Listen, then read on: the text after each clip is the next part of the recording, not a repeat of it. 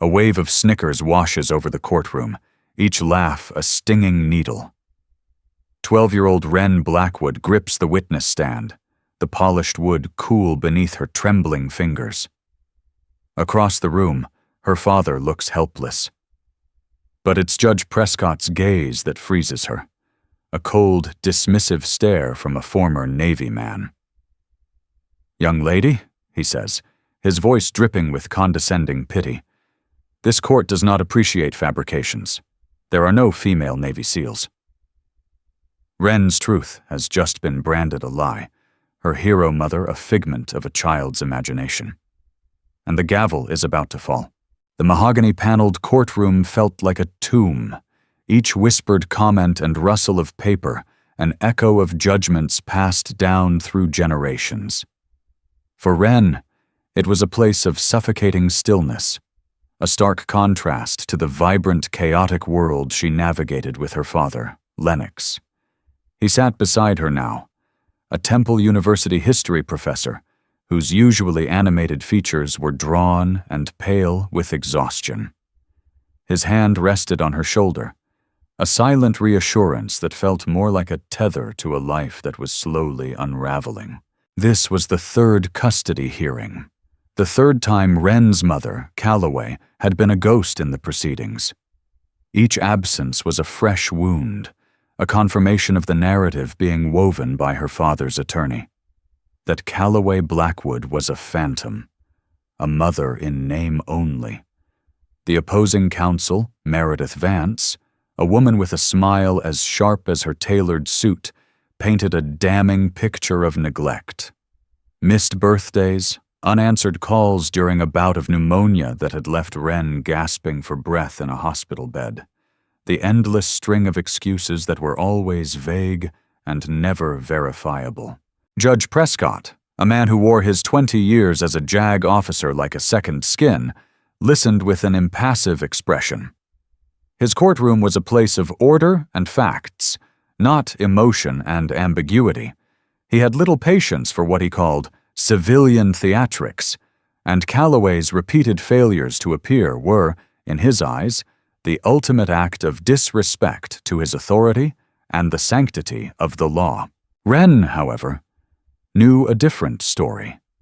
She knew the truth of her mother's absences was far more complex than the simple narrative of neglect being presented.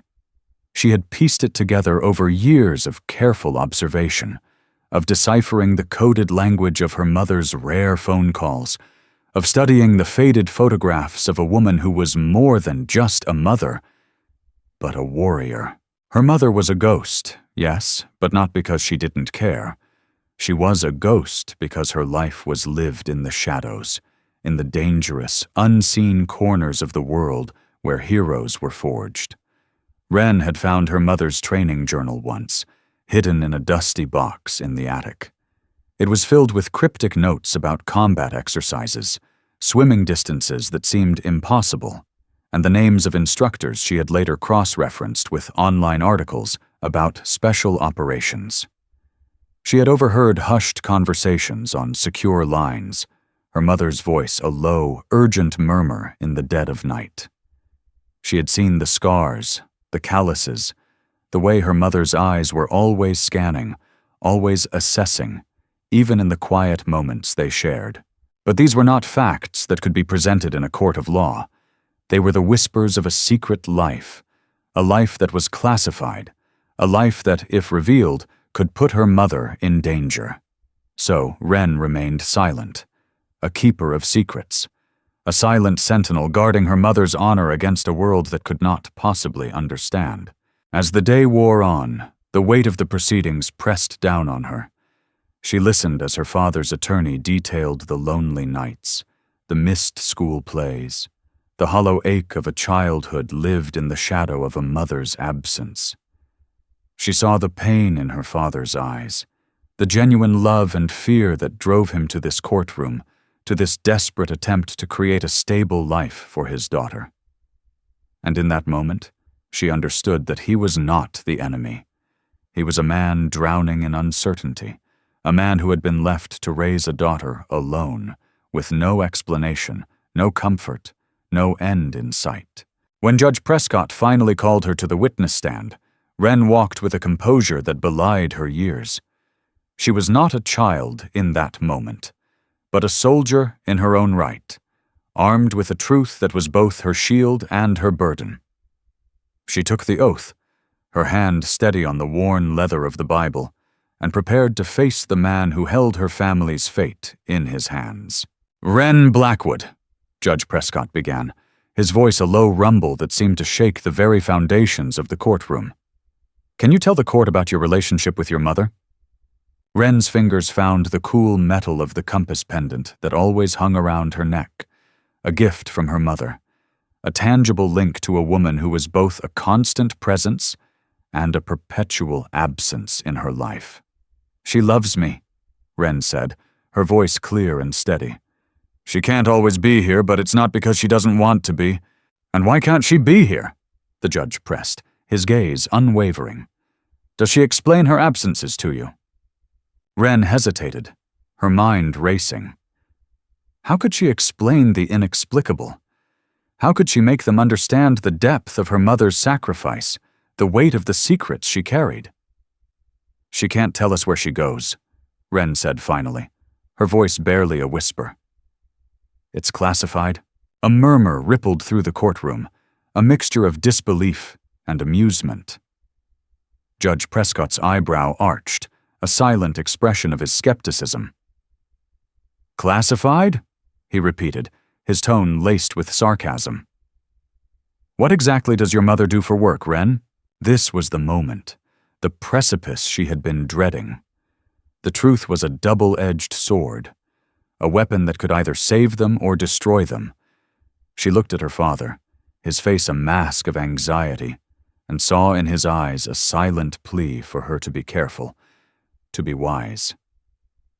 But in that moment, a fierce loyalty, a love that was as deep and as vast as the ocean itself, surged through her. She would not let them tarnish her mother's name. She would not let them paint her as a villain, a monster of neglect. "She serves in a special Navy program," Wren said, her voice gaining strength with each word. "She's one of the first female Navy SEALs." The courtroom erupted in a wave of laughter, a cruel, mocking sound that crashed over Wren like a tidal wave. Judge Prescott's lips curled into a smirk, his disbelief now on full display. Even Meredith Vance, her father's attorney, couldn't hide her amusement. "Young lady," Judge Prescott said, his voice dripping with condescension, "I appreciate imagination, but this is a court of law. I served 20 years in the United States Navy. There are no female Navy SEALs. That program doesn't exist."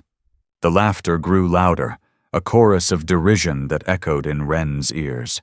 Her cheeks flushed with a mixture of anger and humiliation, but her gaze remained fixed on the judge, her eyes two pools of unwavering conviction.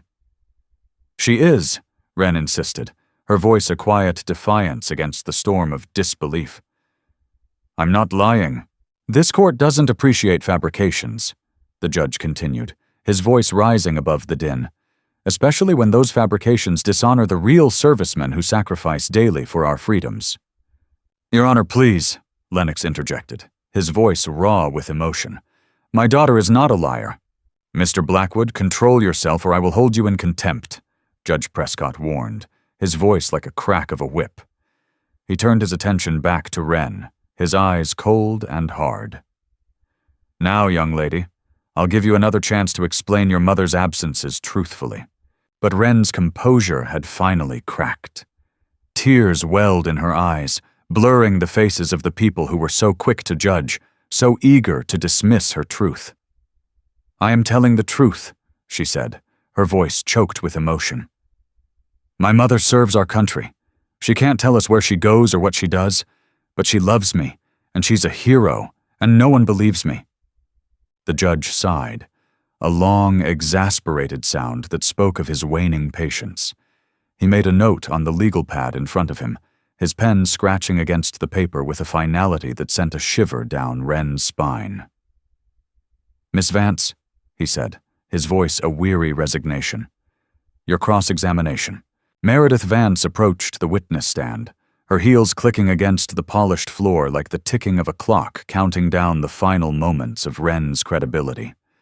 She wore a sympathetic smile that didn't quite reach her eyes, a mask of compassion that hid a predator's instincts. "Wren," she began, her voice soft and cloying, "has your mother told you to say these things about being a Navy SEAL?"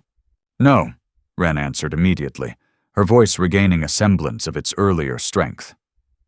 "She never told me directly. I figured it out myself." "You figured it out?" Vance repeated, her voice dripping with skepticism. "How exactly?" "I found her training journal once when I was 8, Wren explained, her words tumbling out in a rush. "And I've heard her talking on secure calls, and she has scars and calluses that match special operations training, and she knows things about naval operations that regular people don't know." "So, you've been spying on your mother?" Vance suggested, her words a venomous dart aimed at the heart of Wren's integrity. "Objection," Lennox's attorney called out, his voice a welcome interruption in the suffocating atmosphere of the courtroom. Badgering the witness. "Sustained," Judge Prescott said, his voice a reluctant concession. "Miss Vance, rephrase." Vance adjusted her approach, her smile never wavering. "Wren, has your father suggested to you that your mother might be involved in classified military operations?" "No," Wren said, shaking her head. "Dad doesn't know either. He just knows she works for the government and can't talk about it." "So," Vance concluded, her voice a triumphant crescendo, "neither of your parents has actually told you that your mother is a Navy SEAL, yet you're asking this court to believe it's true." "I know it's true," Wren said, her voice a defiant roar against the tide of disbelief. "Just because adults don't tell you something doesn't mean you can't figure it out." Just then, a court officer approached the bench, his movements hurried and urgent. He whispered something in Judge Prescott's ear, his words a secret that seemed to suck the very air out of the room. The judge's expression shifted, a flicker of confusion, then disbelief, then something unreadable. "This court will take a 10-minute recess," he announced, his voice a sudden, sharp crack in the tense silence. "Counsel, approach the bench before you leave." The 10-minute recess stretched into an eternity. The courtroom, once filled with the cacophony of hushed conversations and rustling papers, was now eerily silent. Wren sat beside her father, the weight of the past few hours pressing down on her like a physical blow. Lennox's arm was a comforting presence around her shoulders, a silent testament to his unwavering belief in her, even in the face of overwhelming skepticism. "What's happening?" Lennox asked his attorney, his voice a low, anxious murmur. "I'm not sure," she replied, her brow furrowed in confusion. "The judge received some kind of notification. He's asked that we all remain in the courtroom during the recess, but he wouldn't explain why." The minutes ticked by, each one a slow, agonizing crawl. The gallery, once a sea of mocking faces, was now a collection of curious and confused expressions. Even Meredith Vance, the architect of Wren's humiliation, seemed to have lost her composure, her perfectly manicured hands fidgeting with a stack of papers. When Judge Prescott finally returned, his demeanor had undergone a dramatic transformation. The smug certainty that had defined his earlier interactions with Wren was gone, replaced by a guarded, almost nervous expression. He sat down slowly, his movements deliberate and measured, as if he were trying to delay the inevitable. "Before we continue," he began, his voice carefully neutral, "I've been informed that we will be receiving additional testimony relevant to this case. The court will accommodate this witness as a matter of priority." Meredith Vance shot to her feet, her voice a shrill protest. "Your Honor, we weren't notified of any additional witnesses. We would request time to prepare for cross-examination." "Noted, counsel," Judge Prescott replied, his voice firm. "However, given the circumstances, I'm going to allow this testimony immediately. You'll understand momentarily." He nodded to the bailiff, a silent command that sent a ripple of anticipation through the courtroom. The bailiff, his face a mask of professional impassivity, moved to the heavy courtroom doors and opened them with a formal, almost ceremonial gesture. And then the world seemed to stop. The heavy courtroom doors swung open with a military precision that was both jarring and mesmerizing. In the doorway stood a woman who seemed to have been carved from granite and steel. She was not particularly tall, but her presence filled the room, a silent, powerful force that commanded immediate and unwavering attention. She wore the full-dress blues of the United States Navy, her uniform a pristine canvas for the array of medals and insignia that adorned her chest. Her shoulders were squared, her chin was lifted, and her eyes, the same piercing, intelligent eyes that Wren saw every time she looked in the mirror, were fixed straight ahead. Behind her, in perfect formation, stood 6 other figures, 3 men and 3 women, all in dress blues, their faces impassive, their posture a testament to years of disciplined training. The laughter that had filled the room just minutes before evaporated like a phantom in the harsh light of this new reality. A silence, so profound that it was almost deafening, descended upon the courtroom. The woman in the doorway began to walk down the center aisle, her measured footsteps echoing in the cavernous room like the tolling of a bell. With each step, the carefully constructed narrative of the past few hours began to crumble, the lies and assumptions and prejudices turning to dust in the face of this undeniable truth. Judge Prescott, a man who had built his career on a foundation of unshakable certainty, slowly rose from his seat. His face, once a mask of smug disbelief, was now drained of all color, his eyes fixed on the insignia and medals that told a story he had so vehemently denied. The 6 figures followed the woman in perfect, synchronized movements, a living, breathing testament to the power of unity and discipline. They formed a line behind the respondent's table, their presence a silent, unwavering wall of support. Wren's eyes widened, her hand dropping from the compass pendant that had been her only comfort for so long. She watched, mesmerized, as her mother, Commander Calloway Blackwood, approached the bench. Commander Calloway Blackwood stopped at the appropriate distance from the bench and rendered a perfect salute, her movements a study in precision and grace. "Commander Calloway Blackwood, United States Navy," she said, her voice clear and strong, a beacon of authority in the stunned silence of the courtroom. "Reporting as ordered, Your Honor."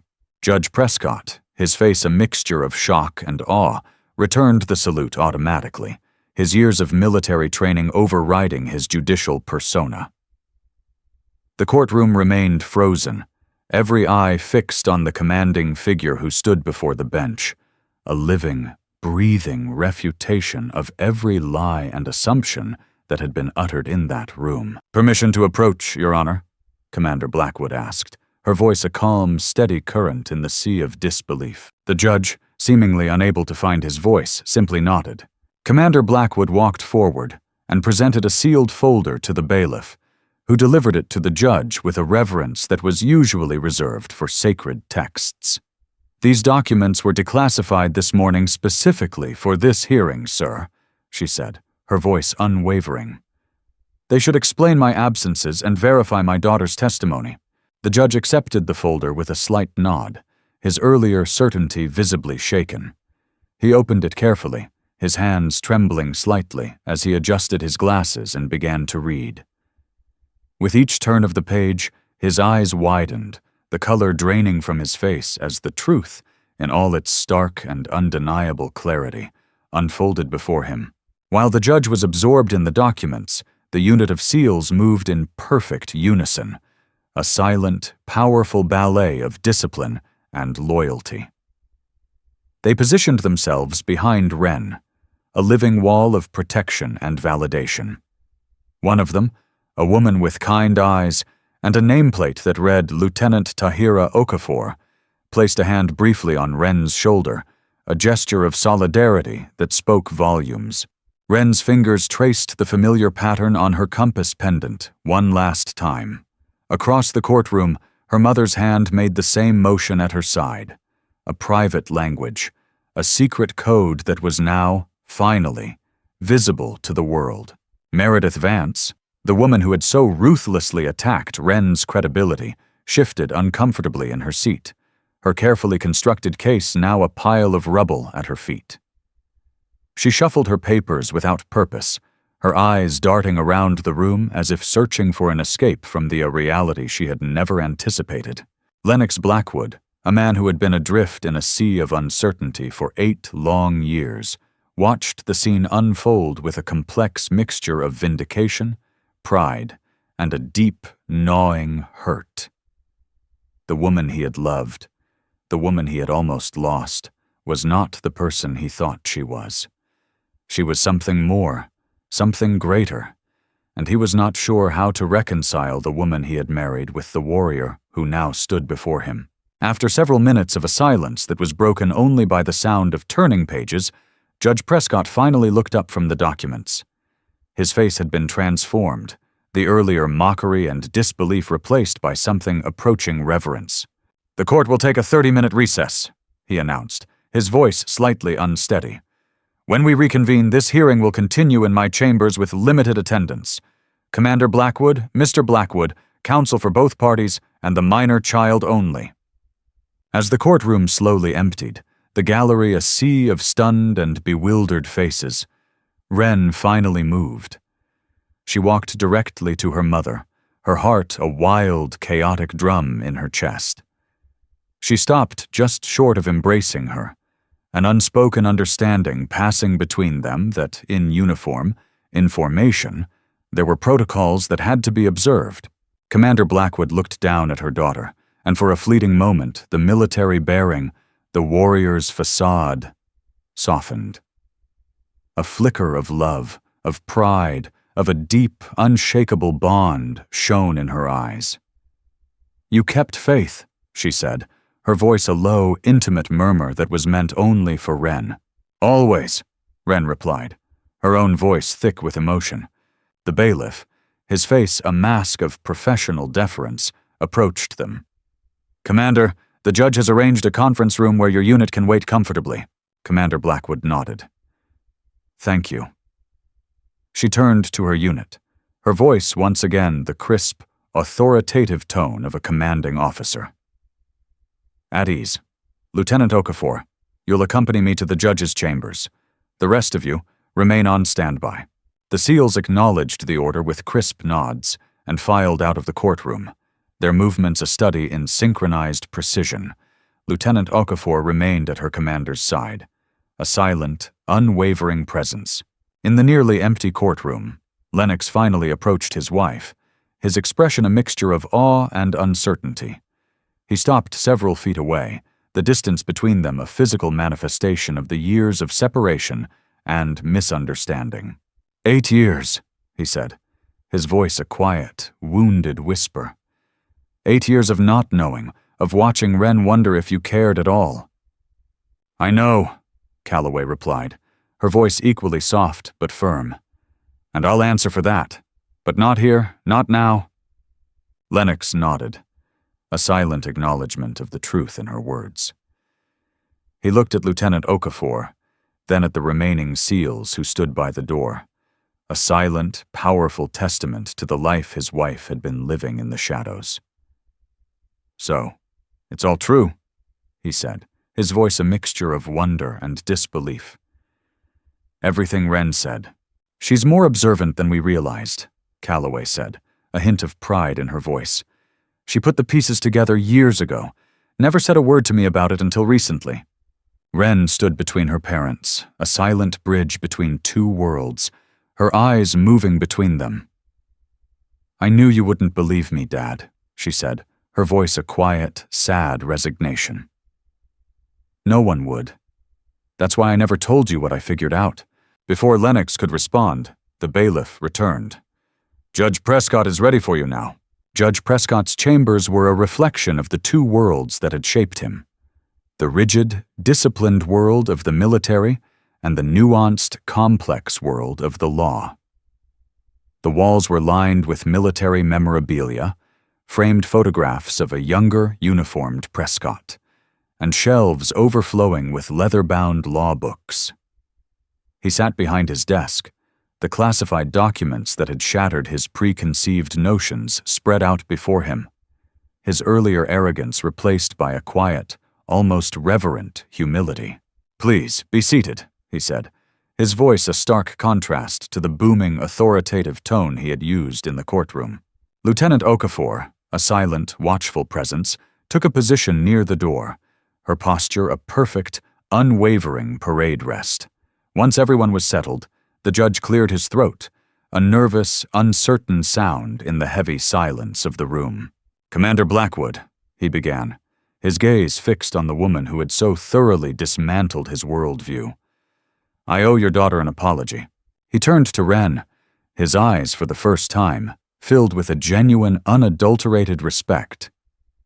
"These documents confirm the existence of the program she described," he said, his voice a quiet, almost awestruck admission. "A classified initiative to integrate women into Special Operations Forces, including a modified SEAL training protocol." Commander Blackwood sat with a perfect, unwavering posture, her demeanor professional, her voice a calm, steady current in the sea of roiling emotions. "The program has been active for 7 years, Your Honor. I was among the first candidates selected." "Which explains your absences," the judge said, his voice a mixture of understanding and regret. "Deployments, training cycles, missions that cannot be discussed." "Yes, sir," Calloway confirmed. "My service required absolute secrecy, even from my family." Her gaze shifted to Lennox, a silent acknowledgement of the pain her secrets had caused. "My husband was only told I was on classified assignments. The nature of those assignments remained confidential." Lennox ran a hand through his hair, his face a mask of exhaustion and confusion. "I understood she was serving," he said, his voice a low, weary murmur. But the length and frequency of the absences became impossible to explain to Wren. When Calloway couldn't even call during emergencies, when she missed Wren's hospitalization with pneumonia, her elementary school graduation, I thought she had simply chosen her career over her family. "I served my country at the cost of serving my daughter," Calloway said, the first crack appearing in her professional facade, a flicker of vulnerability in her otherwise stoic demeanor. "I'm here to correct that imbalance." The judge turned his attention back to Wren, his expression a mixture of curiosity and admiration. "How did you know about your mother's actual role?" he asked. "These documents indicate that information was classified at the highest level." Wren's fingers found the familiar comfort of her compass pendant. "She never told me directly," she explained, her voice a quiet, steady rhythm in the tense silence of the room. "But I found her training journal once when I was 8. It didn't say SEAL anywhere, but it had swimming distances and times, combat exercises, the names of instructors I later researched. And I overheard things when she was on secure calls. I put it together." "And you kept her secret," the judge said, his voice filled with a newfound respect. "Even when no one believed you." "Some things are more important than being believed," Wren said simply, her words a profound, unshakable truth that seemed to hang in the air long after she had spoken them. "Commander," the judge continued, his attention shifting back to Calloway, "these documents explain your absence today and at previous hearings. What they don't explain is why you've chosen to appear now, and with your unit. The program remains classified, yet you've made a very public statement by appearing in this courtroom." "Sir," Calloway began, her voice crisp and authoritative, "our unit completed its final mission 3 weeks ago. The existence of the program is being declassified in stages, with limited information becoming public next month. When I learned of today's custody hearing, and the line of questioning my daughter was facing, I requested emergency partial declassification from my commanding officer. It was granted this morning." She placed another document on the judge's desk, a single sheet of paper that held the weight of years of secrets and sacrifices. "This authorizes me to confirm my role in the program and acknowledge the existence of female operators in naval special warfare. The specifics of our missions, training protocols, and capabilities remain classified." "And your unit's presence today?" the judge asked. "They volunteered, sir," Calloway replied, a flicker of pride in her voice. "To support both me and my daughter, to help correct a wrong done to Wren by the secrecy our mission required." Lieutenant Okafor, who had remained a silent, watchful presence throughout the proceedings, spoke for the first time. "Permission to speak, Your Honor." The judge nodded. "Our unit operates as a family, sir," she said, her voice a calm, steady current of unwavering loyalty. "Commander Blackwood has led us through situations I cannot describe, but which tested every limit of human endurance. When we learned her daughter was being disbelieved, mocked for telling the truth about her mother, we unanimously requested to appear, to stand witness." The judge nodded slowly, his expression a mixture of awe and humility. He turned to Lennox, his voice a quiet, respectful inquiry. "Mr. Blackwood, this changes the context of your custody petition significantly. Do you wish to proceed?" Lennox looked at his wife, then at his daughter, his heart a chaotic jumble of conflicting emotions. "I don't know," he admitted, his voice a raw, honest whisper. "I filed for custody because I believed Wren needed stability, predictability. I thought Calloway was choosing to be absent. Now I learn she's been serving in ways I couldn't have imagined. I need time to process this." "Your Honor," Calloway interjected, her voice a calm, steady presence in the emotional turmoil of the room. "If I may, I have requested a transfer to training operations. Still classified, but based stateside, with predictable hours. My unit has completed our assigned missions. We've proven what needed to be proven." The judge closed the folder, a silent, symbolic gesture that marked the end of one chapter and the beginning of another. "This court will take this new information under advisement," he said, his voice a quiet, respectful acknowledgement of the profound and life-altering revelations of the day. "Given the classified nature of much of this testimony, I'm sealing the record of today's proceedings. We'll reconvene in 2 weeks to revisit the custody arrangement in light of Commander Blackwood's changed circumstances." He turned to Wren, his eyes filled with a genuine, unadulterated admiration.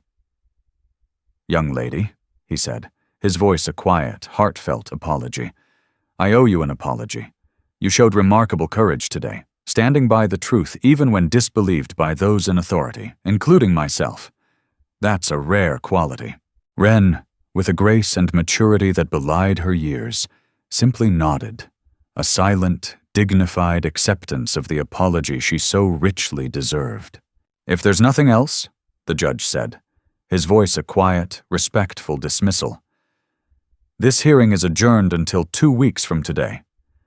Commander Blackwood, please extend my respects to your unit." As they left the judge's chambers, the sterile, impersonal hallways of the courthouse felt like a foreign country. Wren walked between her parents, a silent, fragile bridge between two worlds that had, for so long, been moving in opposite directions. The rest of the SEAL unit, a silent, powerful phalanx of loyalty and support, waited in the hallway, their presence a tangible reminder of the extraordinary life her mother had been living in the shadows. "At ease," Calloway said, her voice a quiet, almost gentle command. "The judge has sealed the proceedings and adjourned until further notice. Thank you for your presence today." Lieutenant Okafor stepped forward, her expression a mixture of respect and admiration. "Permission to speak freely, Commander?" Calloway nodded. "Your daughter," Okafor said, a small smile playing on her lips, "has the makings of an operator, observant, disciplined, courageous under fire." Wren looked up, a mixture of surprise and pride flashing across her face. "That's enough, Lieutenant," Calloway said, but there was a warmth in her voice, a flicker of amusement in her eyes. "My daughter will choose her own path when the time comes." As they walked toward the courthouse exit, a silent, unified front against the curious stares of the onlookers who had gathered in the hallway, Lennox finally broke the silence that had settled between them. "Where will you stay tonight?"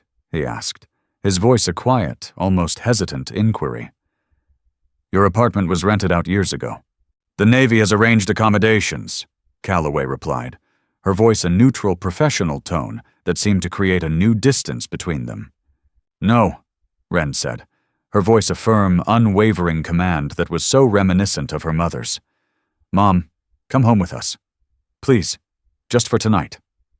Calloway and Lennox exchanged a long, searching look over their daughter's head, a silent conversation that was filled with years of unspoken words, of unresolved anger, of a love that had been tested and strained but had, somehow, miraculously survived. Just for tonight, Lennox finally agreed, his voice a quiet, almost reluctant concession. We have a lot to talk about.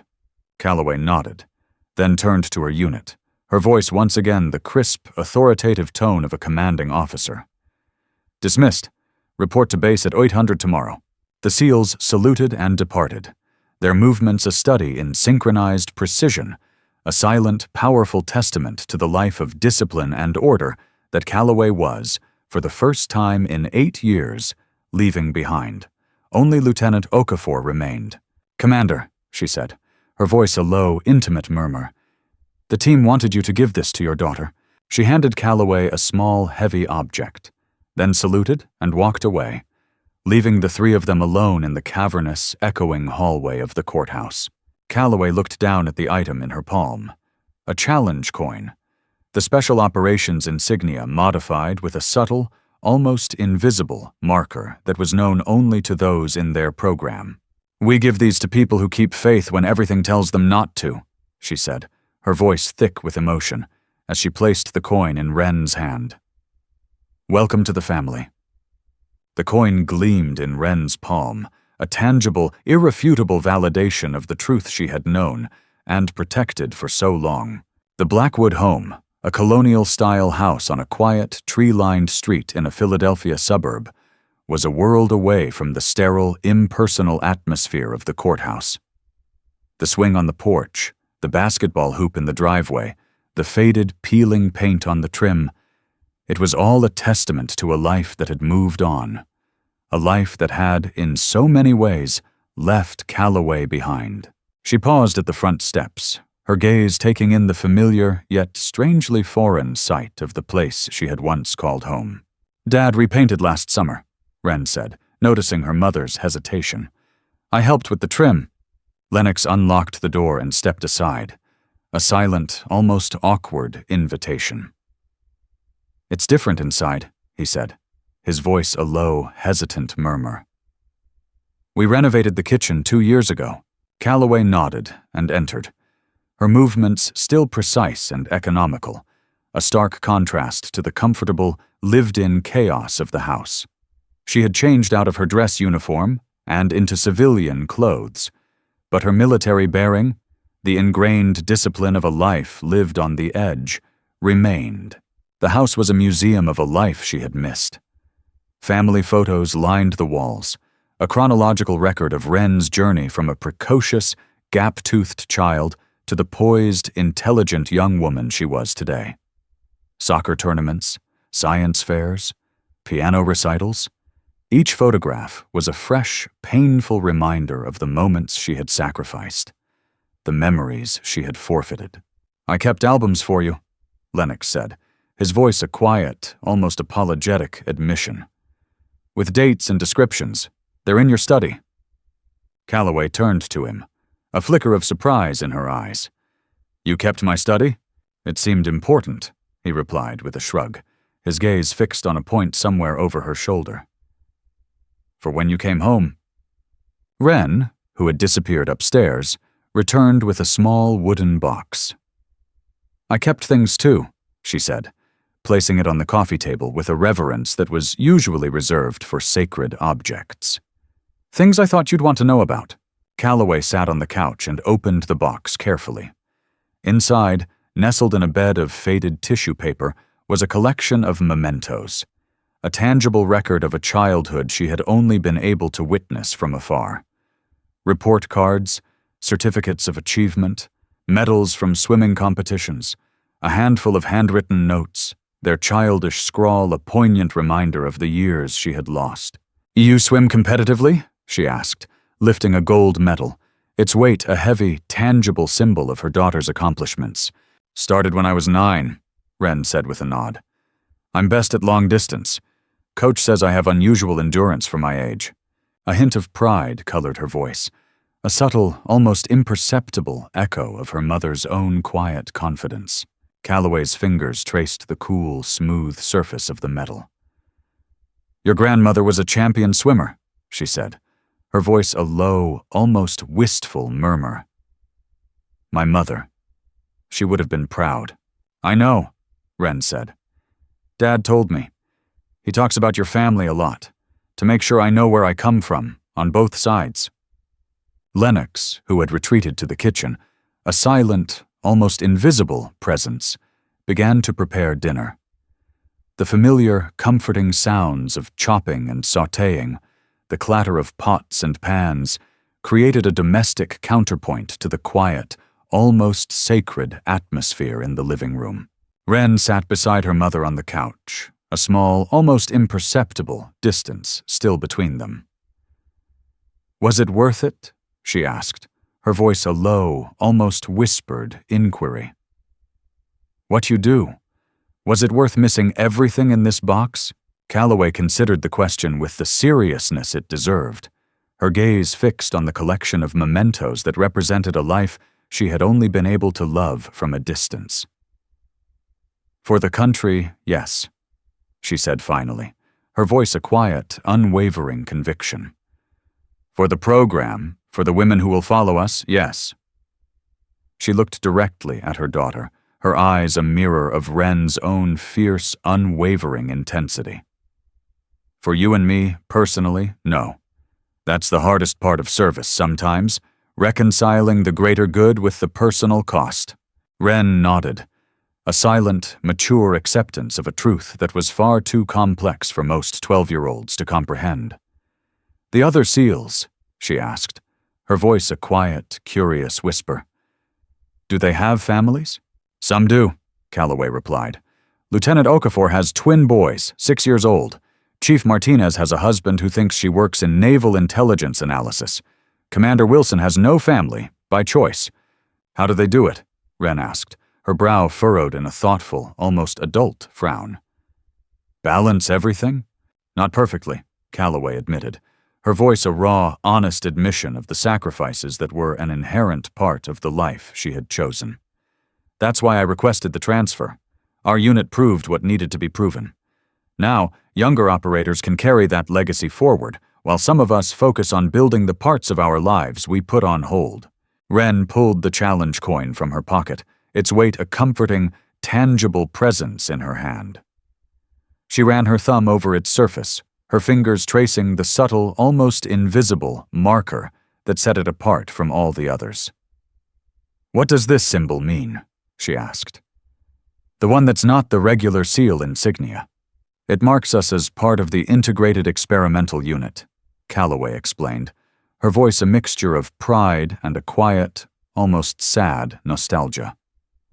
The first to include women. It's a designation of both honor and, until recently, absolute secrecy. Will there be more units like yours now? Wren asked, her eyes wide with a mixture of curiosity and awe. That's the plan, Calloway said, a flicker of a smile playing on her lips. We were the test case, 8 years of proving that women could meet the standards, execute the missions, endure the same conditions. A hint of pride, of a hard-won, deeply deserved satisfaction, tinged her voice. It wasn't easy. We lost candidates in training, faced resistance from traditional units, dealt with skepticism at every level. Like the judge today, Wren said, her voice a quiet, almost whispered acknowledgement of the battles her mother had been fighting, both on and off the battlefield. Exactly, Calloway confirmed. But the results speak for themselves. Our unit has one of the highest mission success rates in special operations history. From the kitchen, the familiar, comforting sounds of Lennox preparing dinner, a domestic symphony of chopping and clattering, created a poignant counterpoint to their conversation. Dad never dated anyone else, Wren said suddenly, her voice a quiet, almost shy admission. People asked him out, but he always said he was married. Even when he was angriest about your absences, he never talked about divorce. Calloway's expression softened, a flicker of a long-forgotten, deeply cherished emotion in her eyes. "Your father is a man of principle," she said, her voice a quiet, almost wistful murmur. "He believes in commitment." "He believed in you," Wren corrected, her voice a firm, unwavering conviction. "Even when he didn't understand, he believed there must be a reason. He just couldn't reconcile it with what was best for me." "Hence the custody hearing," Calloway said with a nod, her voice a quiet, almost sad acknowledgement of the pain her secrets had caused. "I understand his reasoning. In his position, I might have done the same." "Will you stay now?" Wren asked, her voice a fragile, hopeful whisper. "Really stay? My new assignment is at the Naval Special Warfare Center in Virginia," Calloway explained, her voice a careful, measured tone that seemed to be testing the waters, gauging the emotional temperature of the room. "It's a 3-hour drive, but I'd come home on weekends, some weeknights. No more 6-month deployments, no more missing birthdays." She hesitated, her gaze fixed on her daughter's face, a silent, unspoken question in her eyes. "If that's what you both want." Wren's answer was interrupted by Lennox calling them to dinner. The table was set for 3, a sight so ordinary, yet so rare in the Blackwood household, that it carried a weight of meaning that was almost palpable. They ate in a silence that was, at first, awkward and strained, but gradually eased into a cautious, tentative conversation. They talked about neutral, impersonal topics: the neighborhood, Wren's school, Lennox's latest research project on naval history during the Revolutionary War. "You could have consulted me on that one," Calloway remarked, with the faintest hint of a smile, a flicker of the playful, teasing woman she had been before the war, before the secrets, before the years of separation. "I considered reaching out through your handler," Lennox admitted, his own voice a quiet, almost shy echo of a long-forgotten intimacy. "But it seemed trivial compared to whatever you were doing." "Nothing about your work is trivial," she replied, her voice a firm, unwavering conviction. "Your last book is actually on the recommended reading list for naval officers now." Lennox looked up, a flicker of surprise in his eyes. "You know about the book? I keep track of your career too," Calloway said, her voice a quiet, almost whispered admission. "In my own way, even when I couldn't be here." After dinner, Wren helped clear the table, then announced that she had homework to finish. She hesitated at the bottom of the stairs, her gaze fixed on her mother's face, a silent, unspoken question in her eyes. "Mom," she said, her voice a quiet, almost shy whisper, "will you still be here in the morning?" "Yes," Calloway promised, her voice a firm, unwavering conviction. "I don't report until the afternoon tomorrow." Wren nodded, a silent, satisfied smile playing on her lips, and went upstairs, leaving her parents alone with the weight of 8 years of unspoken words, of unresolved anger, of a love that had been tested and strained, but had, somehow, miraculously, survived. Lennox poured 2 glasses of wine and led the way to the back porch. The evening air was cool and crisp, a harbinger of the changing seasons. The garden below them, a vibrant tapestry of late summer blooms, was a testament to his patient, unwavering care. They sat in silence for a long time, the only sound the gentle chirping of the crickets and the distant hum of the city. The distance between them on the porch swing was both physical and metaphorical, a tangible representation of the chasm that had opened up between them over the past 8 years. "She's extraordinary," Calloway said finally, her voice a low, almost reverent whisper. "You've done an incredible job raising her." "She's like you," Lennox replied, his voice a quiet, almost sad admission. "In all the ways that matter. Determined, principled, observant, and, yes, stubborn as hell." Calloway acknowledged this with a small, almost imperceptible nod. "I've missed so much," she said, her voice a raw, honest whisper of regret. "The documents you saw today in court, they only scratched the surface of what we've been doing. The program's importance, what it means for women in special operations moving forward, it's hard to overstate." "I don't doubt it," Lennox said, his gaze fixed on the darkening sky. "What I've struggled with is not the importance of your work, but the cost. To Wren." "And to you," Calloway added, her voice a quiet, almost whispered acknowledgement of the pain her choices had caused. "I'm an adult," Lennox said, his voice a mixture of resignation and a quiet, almost sad acceptance. "I made my choices with open eyes when I married you, knowing your commitment to service." He looked out over the garden, a silent, contemplative silhouette against the twilight sky. "Wren didn't get that choice." "No, she didn't," Calloway agreed, her voice a raw, honest admission of her own culpability. "And that's something I'll have to make peace with." She turned toward him, her gaze a silent, searching inquiry. "What happens now, Lennox? With the custody case? With us?" "The custody case is simple enough," he said, his voice a quiet, almost clinical detachment. "With your new stateside assignment, there's no reason to alter the current arrangement. You're still her mother. You still have legal custody, alongside me." He took a sip of wine, a silent, contemplative gesture. "As for us, that's more complicated. 8 years is a long time to live separate lives." "Yes, it is," Calloway agreed, her voice a quiet, almost sad acknowledgement of the truth in his words.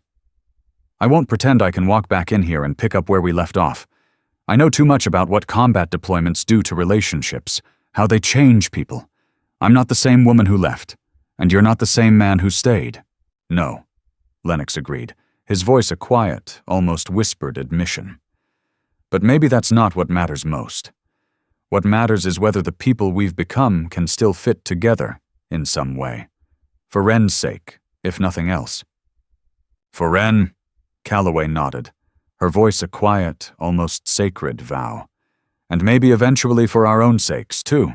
They sat in silence as the darkness settled over the garden, the distance between them on the porch swung a tangible, almost suffocating presence.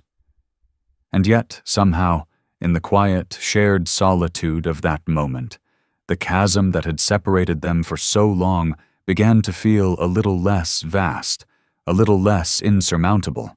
2 weeks later, they returned to the courthouse, but this time the atmosphere was completely different. The air was not thick with tension and recrimination, but with a quiet, almost palpable sense of hope. Calloway arrived not with her unit, but with her family, her service uniform a less formal but no less impeccable symbol of her new, more integrated life.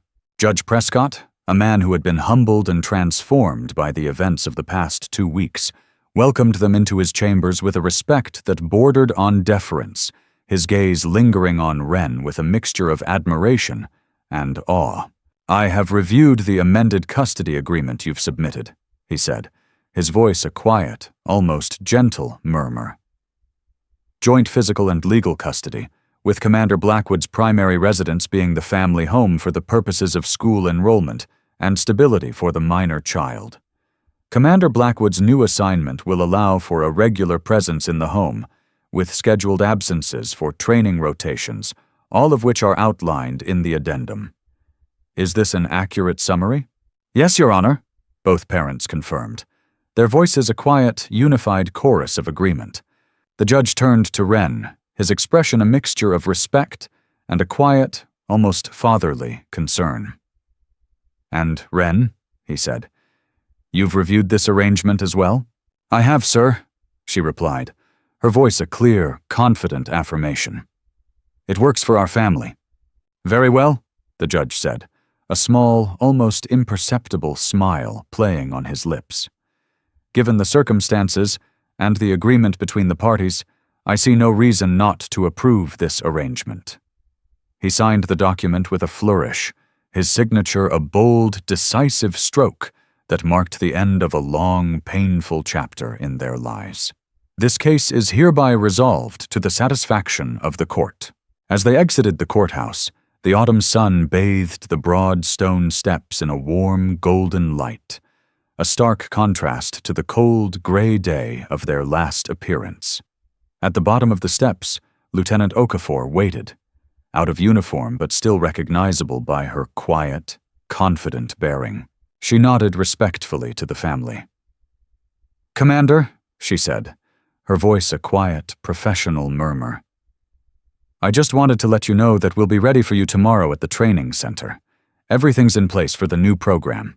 "Thank you, Lieutenant," Calloway replied, her voice a mixture of gratitude and a quiet, almost excited anticipation. "I'll be there at 700. As Okafor departed, Wren looked up at her mother, her eyes wide with a mixture of curiosity and awe. "What new program?" "The one I'll be running," Calloway explained, a flicker of a smile playing on her lips. "Training the next generation of female special operators, building on what our unit started." "Will you tell them about me?" Wren asked, her voice a quiet, almost shy whisper. "About the 12-year-old who figured out a top-secret program and kept it to herself for years, who faced down a courtroom of disbelief with nothing but her conviction." Calloway smiled, a rare, full, unguarded expression that transformed her face, erasing the years of hardship and sacrifice, revealing the vibrant, joyful woman she had once been. "You better believe it," she said, her voice a mixture of love and pride. "You'll be Lesson 1 in observational skills and operational security," Lennox laughed, a startling, joyful sound that seemed to echo in the crisp autumn air. "Just what her ego needs," he said, his voice a playful, teasing murmur that was so reminiscent of the easy, comfortable intimacy they had once shared. As they walked toward the car, Wren, a silent, happy bridge between them, reached out and took both of their hands, a physical connection that was both a symbol and a promise of a new, more integrated future. "Home?" she asked, her voice a quiet, hopeful whisper, a single word that held the weight of 1,000 unspoken longings. Calloway squeezed her daughter's hand, her gaze meeting Lennox's over Wren's head. A silent, unspoken understanding passed between them, a quiet acknowledgement of the challenges that still lay ahead, but also a shared, unwavering commitment to face them together. "Home," Calloway confirmed, her voice a firm, unwavering promise, a beacon of hope in the warm, golden light of the autumn afternoon. Behind them, the courthouse stood, a silent, imposing monument against the autumn sky, a place where truth had finally, miraculously, outweighed assumption, where judgment had yielded to understanding, and where a different, more profound kind of justice had, ultimately, prevailed. This story is a testament to the quiet, unsung heroes who walk among us, the women who break down barriers and shatter expectations in the shadows, their sacrifices often unseen and unacknowledged. It is a story about the power of a daughter's unwavering faith, the resilience of a family tested by secrets and separation, and the transformative power of truth. It is a reminder that courage is not just found on the battlefield, but in the quiet, everyday moments of our lives, in the silent sacrifices we make for those we love, and in the unwavering faith we keep when no one else believes. If this story resonated with you, please consider subscribing for more moments where truth prevails against all odds. Share your thoughts in the comments below. Have you ever known someone who, like Commander Blackwood, never asked for recognition, but deserved it more than anyone else?